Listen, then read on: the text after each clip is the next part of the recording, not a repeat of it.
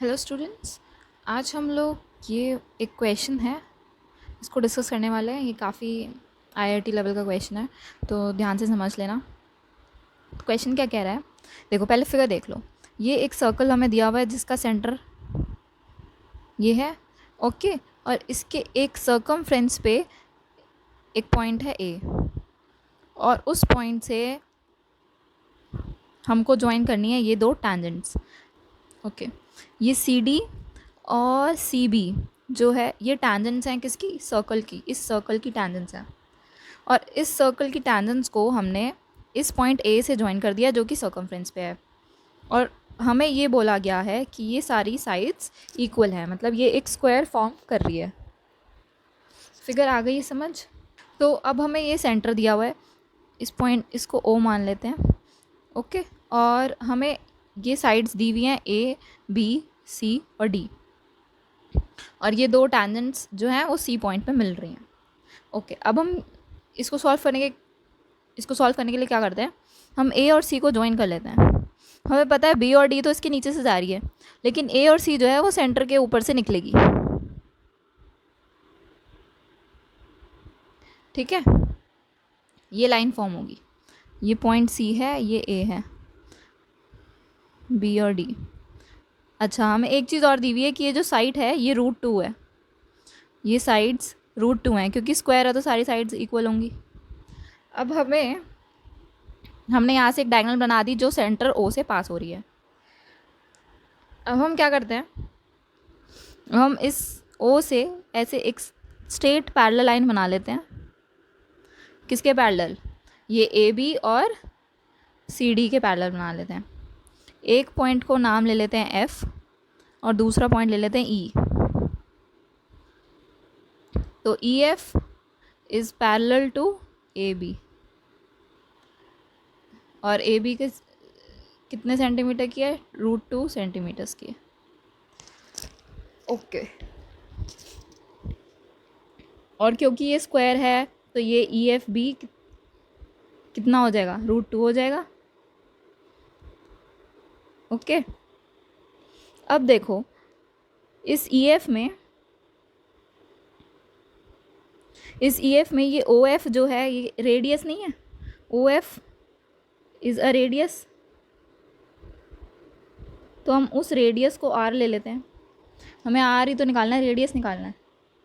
हमने ये O F को आर ले लिया, बाकी का जो हिस्सा है ये हमारा क्या होगा, ओ ई क्या होगा, ओ ई होगा √2 माइनस आर।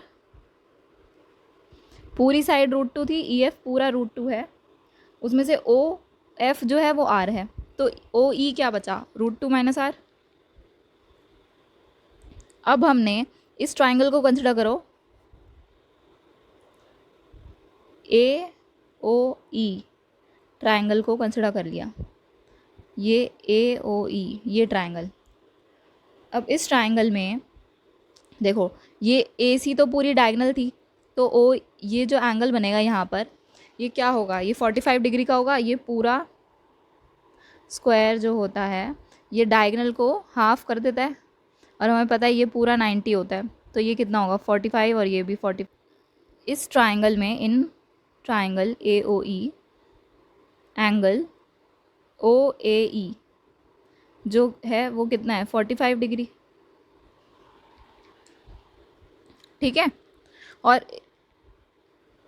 क्या पता चल रहा है, ओ ए क्या है, ओ ए की वैल्यू भी आ रहा है, ओ ए रेडियस हो गया, ये एज पे था ए और ओ रेडियस है, तो ये भी आर हो जाएगा और ये भी आर हो जाएगा, ठीक है।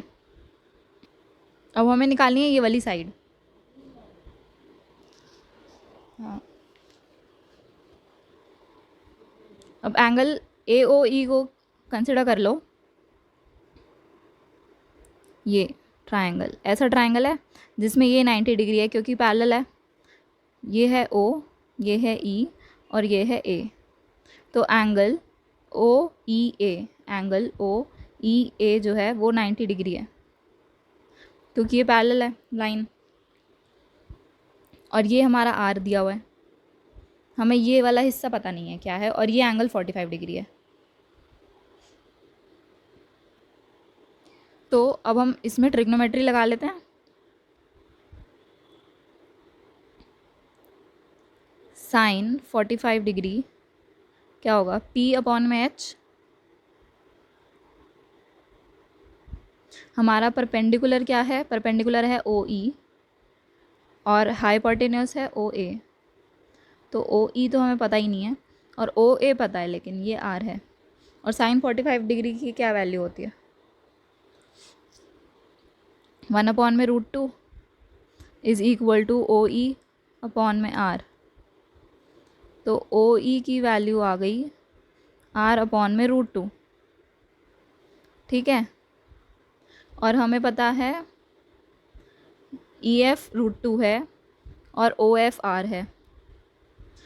अब EF को लिखो OF प्लस OE। EF पूरा हमें √2 दिया हुआ है, OF हमारा R था और OE है R/√2। अब इसे सॉल्व कर लेते हैं। हो गया √2R प्लस R अपॉन में √2, क्रॉस मल्टीप्लाई, ये हो गया 2 is equal to √2 plus R plus 1, R common ले लो। R की वैल्यू आ गई 2 अपॉन में √2 प्लस 1। इसको रैशनलाइज कर लेते हैं, √2 माइनस 1 से मल्टीप्लाई करके, तो ये हो जाएगा 2 ब्रैकेट में √2 माइनस 1, नीचे तो 1 आ जाए। तो ये आपका रेडियस आ गया। दैट्स इट, इतना सा काम था इस पूरे क्वेश्चन में। क्वेश्चन की शक्ल दोबारा देख लेना, समझ आ जाएगी। ओके।